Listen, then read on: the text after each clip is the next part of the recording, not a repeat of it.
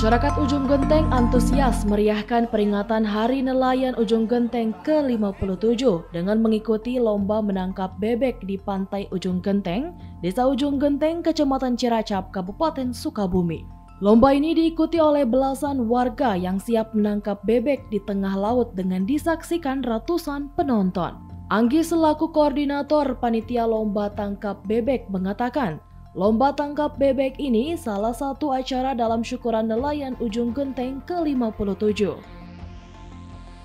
Ini dalam rangka Hari Nelayan Ujung Genteng yang ke-57, saya selaku koordinator panitia lomba tangkap bebek. Jumlah peserta yaitu 14 orang.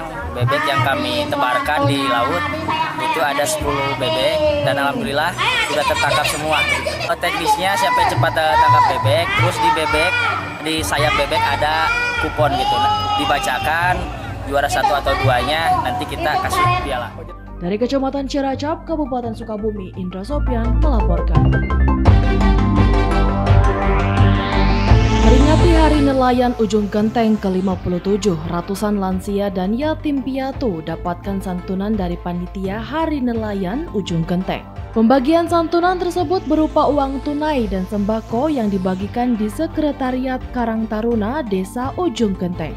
Terlihat seperti dalam pantauan masyarakat sangat antusias untuk hadir dalam santunan tersebut.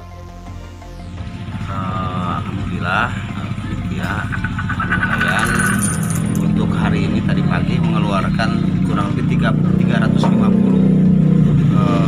santunan jompo dan anak yatim.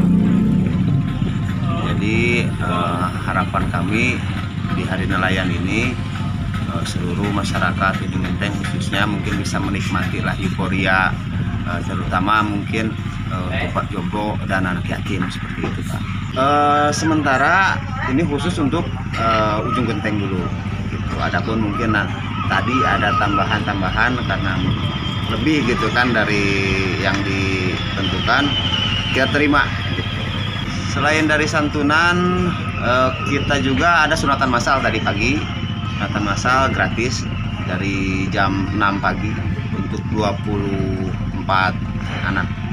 Dibuka untuk umum, siapa saja yang mau, misalkan anaknya yang mau disunat, kita terima.